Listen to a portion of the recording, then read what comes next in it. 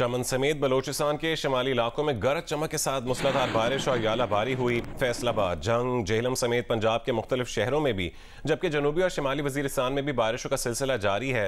अस्तोर और गिजर समेत गिलगित बल्तिस्तान के बालाई इलाकों में भी वक्फे वक्फे से बर्फबारी का सिलसिला जारी है। आज़ाद कश्मीर के बालाई और वस्ती अजला में भी शदीद बारिश और बुलंद मकामात यानी पहाड़ों पर दूसरे रोज भी बर्फबारी का सिलसिला जारी है। चमन शहर और गिरदोनवाह में रात से गरज चमक के साथ मूसलाधार बारिश से साइन बोर्ड्स और दीवारें गिर गईं। तूफानी बारिश से शहर की सड़कों पर पानी जमा हो गया और नदी नालों में तोगयानी आ गई। शहर के नवाही इलाकों में आसमानी बिजली गिरने के वाकयात हुए, जबकि कोजक टॉप और तोबा चकजई के 3 मकामात पर आसमानी बिजली गिरी। ताहम किसी इलाके से जानी नुकसान की कोई इतला नहीं मिली। शीलाबाग, तोबा चकजई, किला अब्दुल्ला, खानोजई, पिशीन, मुस्लिम बाग, तोबा काकड़ी, बरशोर, सरानान, मजाई अड्डा में बारिश और यालाबारी से मामूलात जिंदगी बुरी तरह मुतासिर हुए। अस्तोर और गिजर समेत गिलगित बल्तिस्तान के बालाई इलाकों में वक्फे वक्फे से बर्फबारी का सिलसिला जारी है। फैसलाबाद, झंग, जेहलम और हाफिजाबाद समेत पंजाब के मुख्तलिफ इलाकों में कहीं हल्की और कहीं तेज बारिश का सिलसिला जारी है, जबकि जनूबी और शिमाली वजीरिस्तान में भी बारिश से मौसम सर्द हो चुका है। मुजफ्फराबाद समेत आज़ाद कश्मीर के बालाई और वस्ती अजला में शदीद बारिश, जबकि पहाड़ों पर दूसरे रोज भी बर्फबारी जारी है। वादी नीलम, मुजफ्फराबाद, जेहलम, वैली, हटियां बाला, हवेली, बाग, पूंछ और मुतादिद अजला में कहीं बारिश और कहीं बर्फबारी हो रही है।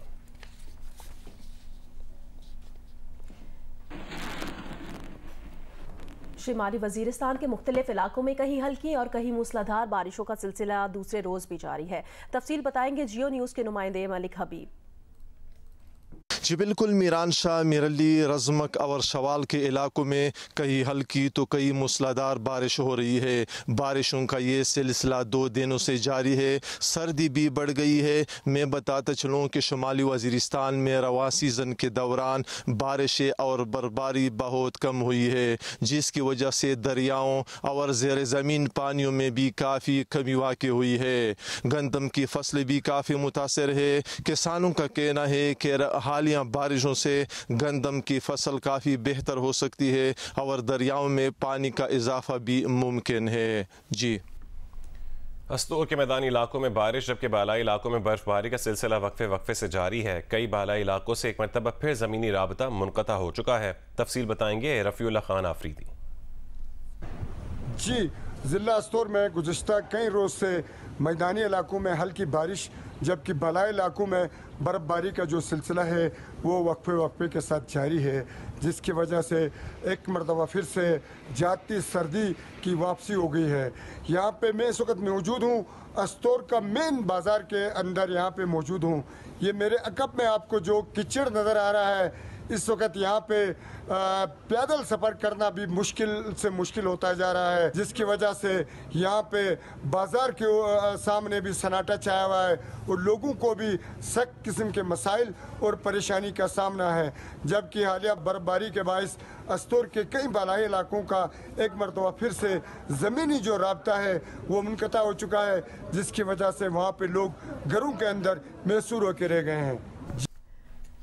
स्टेट डिजास्टर मैनेजमेंट अथॉरिटी का कहना है कोहाला से मुजफ्फराबाद, मानसेहरा को मुजफ्फराबाद से मिलाने वाली शाहराहें खुली हैं। सयाह रात में सफ़र से गुरेज करें। लैंड स्लाइडिंग वाले मकामात पर भारी मशीनरी पहुंचा दी गई है।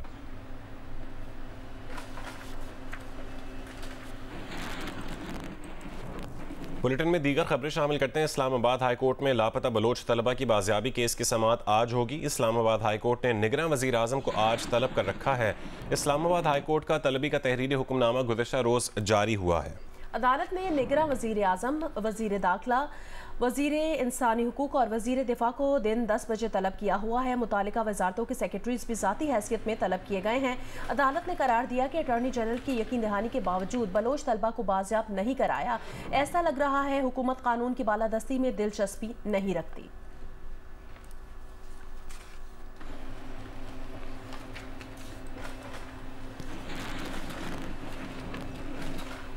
इंतखाबी धांधली का दावा करने वाले साबिक कमिश्नर रावलपिंडी लियाकत अली चट्ठा के इल्जामात पर इलेक्शन कमीशन की खुसूसी कमेटी आज से तहकीकात शुरू करेगी। इलेक्शन कमीशन ने कमेटी में 3 दिन में रिपोर्ट तलब की है। तहकीकाती कमेटी रावलपिंडी डिवीजन के तमाम DROs और रिटर्निंग अफसरान के बयानात कलमबंद करेगी। रावलपिंडी डिवीजन में रावलपिंडी, अटक, जेहलम, चकवाल, तलागंग, मरी के इलाके शामिल हैं। इस डिवीजन में कौमी असम्बली के 13 और पंजाब असम्बली के 26 हल्के हैं।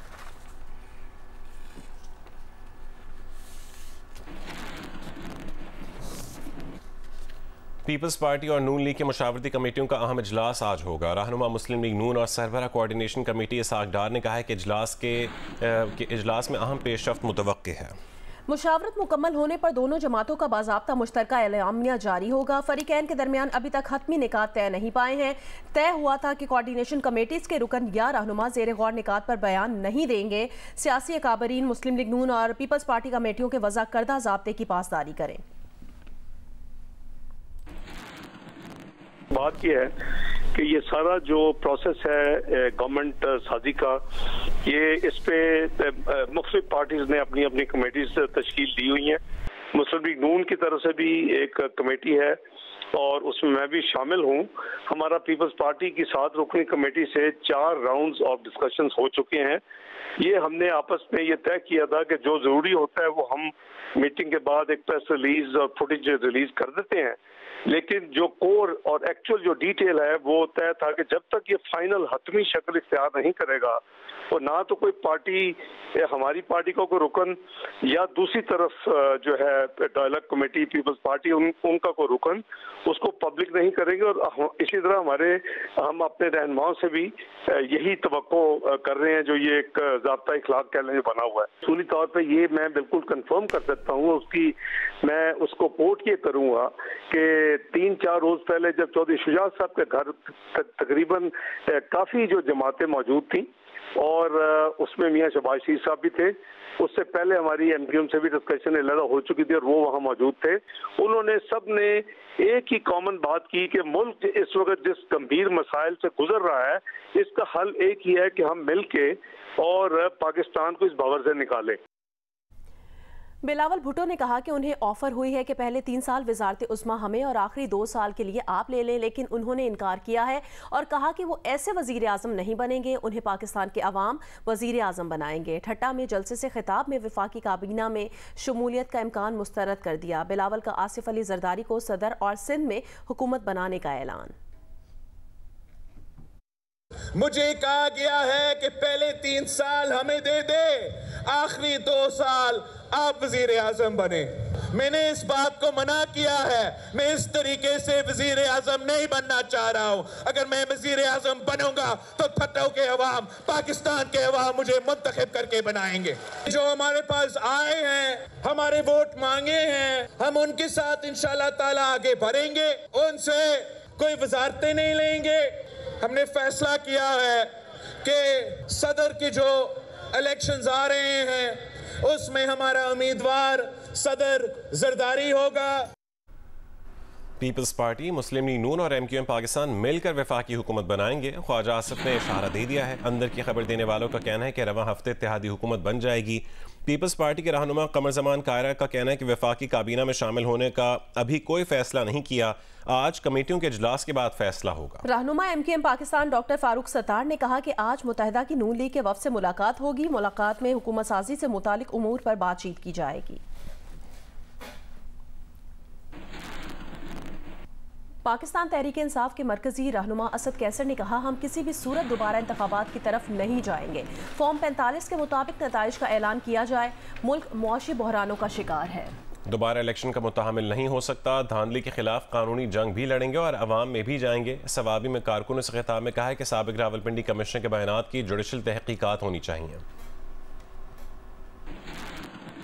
चीफ जस्टिस साहब जुडिशल इंक्वायरी करें उसके ऊपर, ताकि दूध का दूध और पानी का पानी हो जाए। और किसी तौर पर हम इसकी इख्तियार नहीं है कि आप रीइलेक्शन की तरफ जाए। हम सिर्फ ये मुतालबा करते हैं कि फॉर्म 45 के मुताबिक ये नताइज जिसका हक है उसको उसका हक दिया जाए। पंजाब असम्बली में तहरीक इंसाफ के हिमायत याफ्ता 2 आज़ाद MPS समेत मजमूई तौर पर अब तक 16 नौ मुंतखब MPS मुस्लिम लीग नून में शामिल हो चुके हैं। PTI के हिमायत याफ्ता 3 नौ मुंतखब आज़ाद MPS समेत 4 अरकान पंजाब असम्बली इस्तेहकाम पाकिस्तान पार्टी में शामिल हुए हैं। तफसील देखिए लाहौर से इस रिपोर्ट में। पंजाब असम्बली में हुकूमत साजी के लिए अब तक 16 नौ मुंतखब आज़ाद MPAs मुस्लिम लीग नून में शामिल हो चुके हैं, जिनमें तहरीक इंसाफ के हिमायत याफ्ता 2 आज़ाद अरकान पंजाब असम्बली लोधरा से शाजिया तरीन और लिया से अली असगर गुरमानी भी शामिल हैं। आज़ाद हैसियत से मुंतखब होकर नून लीग में शमूलियत इख्तियार करने वाले MPAs में भावलनगर से सुहेल खान, राजनपुर से खिजर हुसैन नज़ारी, अहमदपुर शर्किया से शहजाद गुज़ीन अब्बासी, खानीवाल से अकबर हयात राज और असगर हयात राज शामिल हैं। ननकाना साहब से नौ मुंतखब MPA सुल्तान बाजवा, DG खान से महमूद कादरी लगारी और हनीफ फताफी, जुनियोट से साकिब खान चद्दर, जुल्फ़िकार अली शाह और तैमूर लाली शामिल हैं। सियालकोट से राना फयाज और खुर्रम विर्क नून लीग में शामिल हुए हैं। मुस्लिम लीग नून की इत्तेहादी इस्तेहकाम पाकिस्तान पार्टी में भी 4 नौ मुंतखब अरकान पंजाब असम्बली ने शमूलियत इख्तियार की है। इनमें तहरीक इंसाफ के 3 हिमायत याफ्ता MPAs तौसा से हाफिज ताहिर कैसरानी, राजनपुर से सरदार अवैस तरीशक और मुजफ्फरगढ़ से जाहिद इस्माइल भुट्टा समेत भक्कर से आज़ाद MPA गजनफर अब्बास छीना शामिल हैं। खैबर पख्तूनख्वा के हल्का NA43 के 6 पोलिंग स्टेशंस पर आज दोबारा पोलिंग हो रही है। कुलाची और टांग के 6 पोलिंग स्टेशंस पर पुरअमन पोलिंग के लिए फौज और पुलिस तलब की गई है।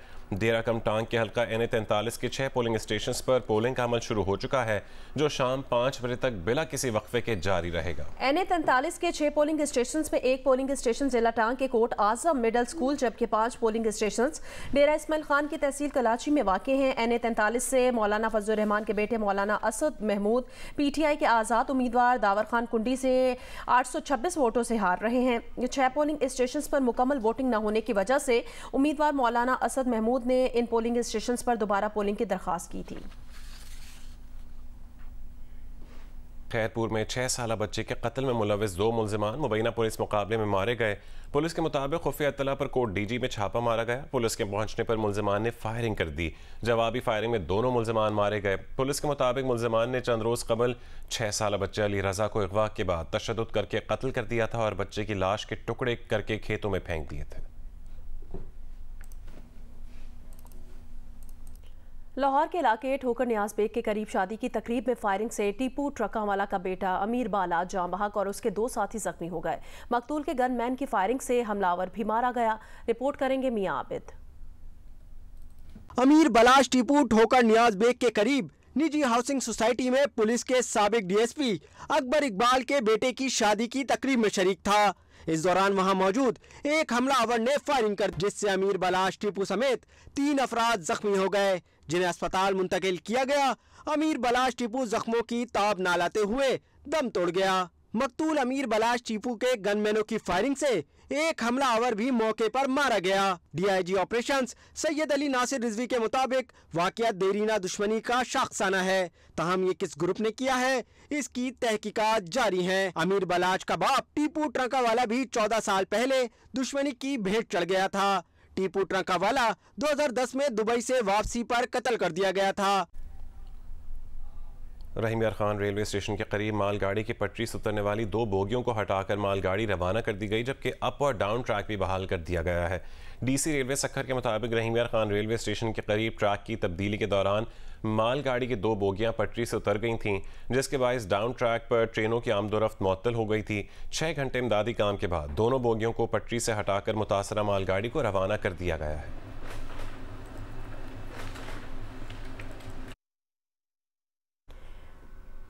जियो स्पोर्ट्स में आपको बताएं, HPL PSL में मुल्तान सुल्तान्स ने कराची किंग्स को 55 रन से हरा दिया है। 185 रन के जवाब में कराची किंग्स 130 रन ही बना सकी। 79 रन की नाकाबिले शिकस्त इनिंग्स खेलने वाले फाते टीम के रेजा हेड्रिक्स प्लेयर ऑफ द मैच करार पाए हैं। इवेंट में आज लाहौर कलंदर्स का मुकाबला कोयटा ग्लैडिएटर से होगा। मुल्तान में कराची किंग्स के खिलाफ होम टीम की पहली विकेट 17 रन पर गिर गई। रिजवान 11 रन बनाकर आउट हो गए। फिर डेविड मुलान ने 52 रन बनाए। रीजा हेड्रिक्स ने सिर्फ 54 गेंदों पर 79 रन की नाकाबिले शिकस्त इनिंग्स खेली। खुशदिल शाह 28 रन बनाकर नॉट आउट रहे। मुल्तान का स्कोर 2 विकेट पर 185 रन रहा। हदफ के ताकुब में कराची किंग्स की 2 विकेटें 10 रन पर गिर गईं। फिर शान मसूद ने 30 और शुएब मलिक ने 53 रन की इनिंग्स खेली, लेकिन आने वाले बैटर्स विकेट पर टिक न सके। टीम 8 विकेट पर 130 रन ही बना सकी। पोलार्ड 28 रन बनाकर नॉट आउट रहे। मोहम्मद अली ने 3 विकेटें हासिल की। इवेंट में आज एक मैच खेला जाएगा। लाहौर कलंदर्स और कोयटा ग्लैडिएटर्स कजाफी स्टेडियम में मद्दे मुकाबिल होंगे। HPL PSL 9 में कोयटा ग्लैडिएटर्स ने शानदार शुरुआत की। पेशावर ज़ल्मी को 16 रन से हरा दिया। फातह टीम ने 5 विकेट पर 206 रन बनाए। सऊद शकील 74 और जेसन रॉय 75 रन के साथ नुमाया रहे।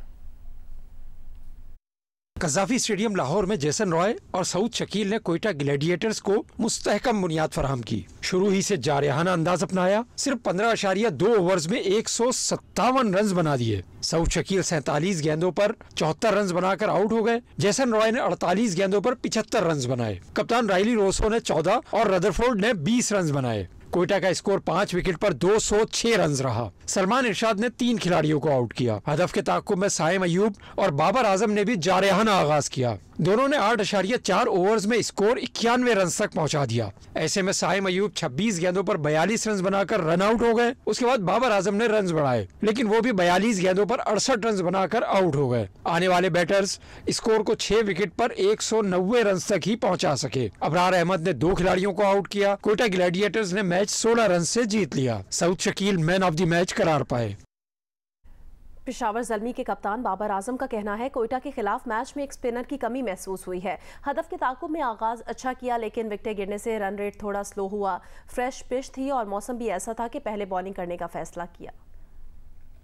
जब हम ग्राउंड में आए तो थोड़ा क्लाउडी था और पिच पे थोड़ी सी, जिसे मैंने बात की, थोड़ा सा मॉइस्चर लग रहा था और फ्रेश पिच थी, तो आपको आइडिया नहीं होता कि क्या बिहेव करेगा, क्योंकि फिर उसमें जो बेस्ट ऑप्शन यही होती है कि आप पहले बॉलिंग करें। हमने बहुत फुल बॉलिंग की है, जिसकी वजह से जो जेसन रॉय और सऊद शकील को भी क्रेडिट देना चाहिए जिस तरह वो इनिंग उन्होंने बिल्ड की है। हमने एक स्पिनर को ज़रूर मिस किया, लेकिन मेरे ख्याल से पूरी बॉलिंग लाइनअप हमने अप टू द मार्क नहीं था। हमारे इमर्जिंग जो फास्ट बॉलर था उसने बहुत अच्छी बॉलिंग की फर्स्ट 6 ओवर में, लेकिन उसके साथ जो पार्टनरशिप थी वो हमें मिले नहीं, क्योंकि बैक टू बैक विकेटें गिरती हैं तो आपको थोड़ा सा स्लो डाउन होना पड़ता है, थोड़ा सा आपको टाइम लेना पड़ता है, लेकिन उसमें इंटेंट जो है वो वही पॉजिटिव ही होता है। ट्रॉफ़ी जीतने के लिए आपको हर तीनों शोबों में अच्छी परफॉर्मेंस दिखानी पड़ेगी, यानी कि बैटिंग और बॉलिंग, फील्डिंग भी बड़ी मैटर करेगी, क्योंकि क्रूशल टाइम पे कैचेस आप जब छोड़ेंगे तो फिर बचाना मुश्किल हो जाता है।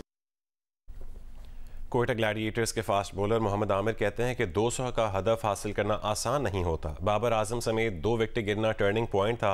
T20 क्रिकेट बैटर्स की क्रिकेट है। साइम अयूब एक खतरनाक खिलाड़ी है। कोई भी विकेट हो, 200 चेस करना it's not a easy target, और हमारा प्लान यही था कि विकेट जो हमसे डिमांड कर रहा है हम उस हिसाब से बॉलिंग करें, और स्पेशली हमें पता था कि अगर डेथ पे 10 रन की एवरेज होगी तो वो इजी नहीं होगा। और लेकिन आई थिंक स्पेशली क्रेडिट जाता है इब्रार को, जिस तरह उसने मिडल्स में 2 विकेटें एक ही ओवर में ली, कैडमोर और बाबर की। I think that was a turning point. क्या दिल में ख्याल आते हैं कि अब वापस इस कंट्री के लिए खेलना चाहता हूँ, या यही अवाम दोबारा आमिर तक रहे तो अच्छा है।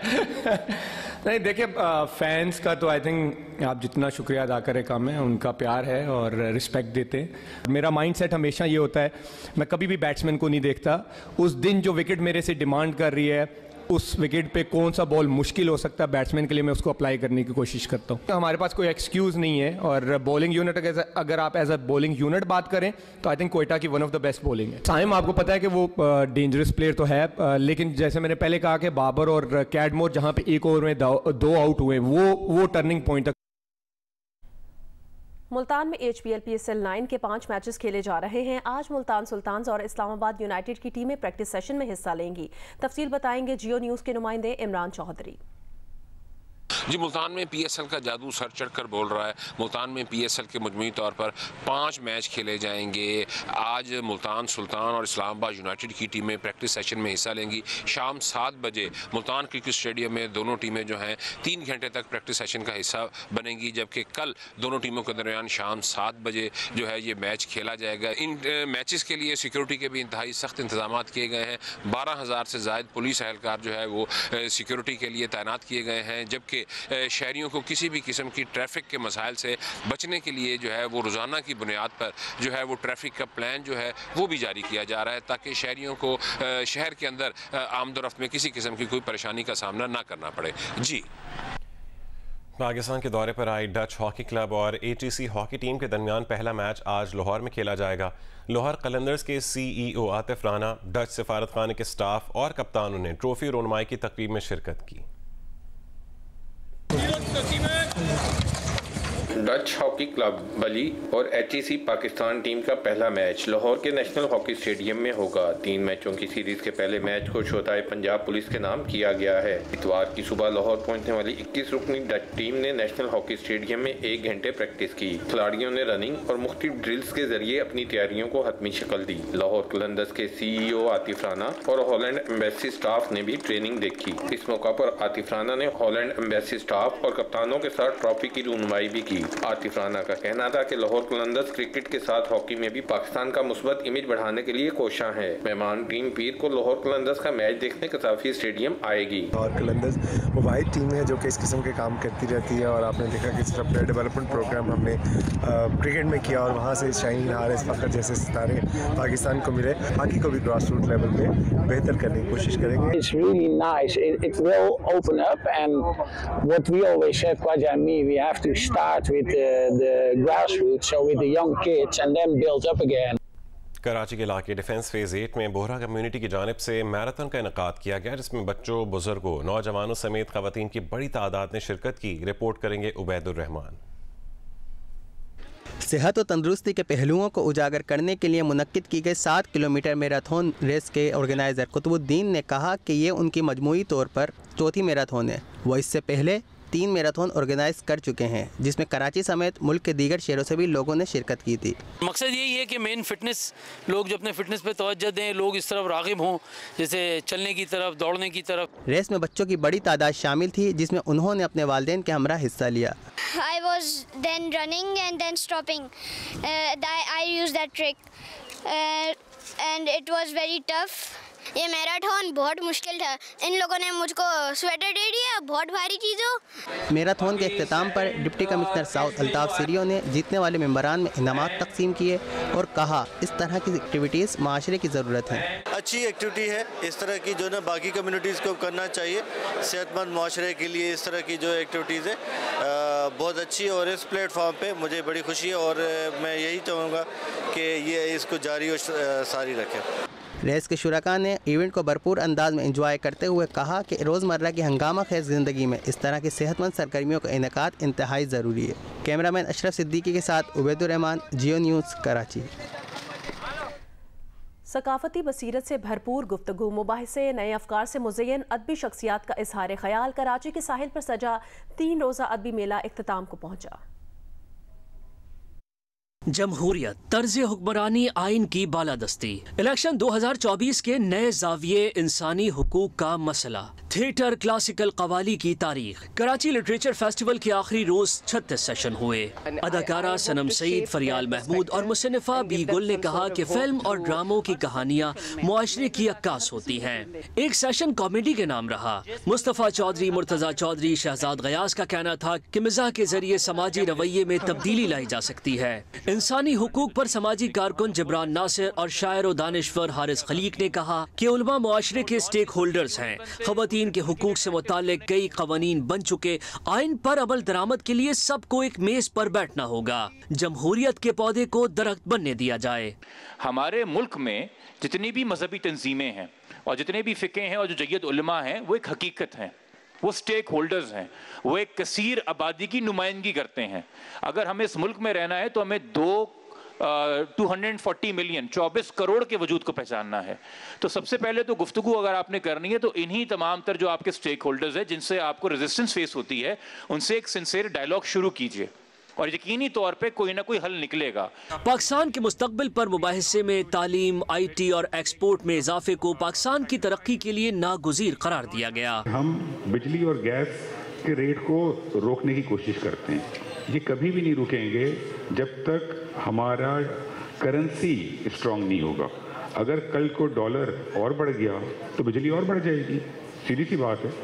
तो हमें अपनी करेंसी को स्ट्रेंथन करना होगा और वो होगी through economic reforms and through exports. शायर इफ्तिखार आरिफ, जहरा निगाह, किश्वर नाहिद को उनकी खिदमात पर एजाज़ात पेश किए गए। फेस्टिवल के अख्तिताम पर हाज़रीन कवाली से महजूज हुए।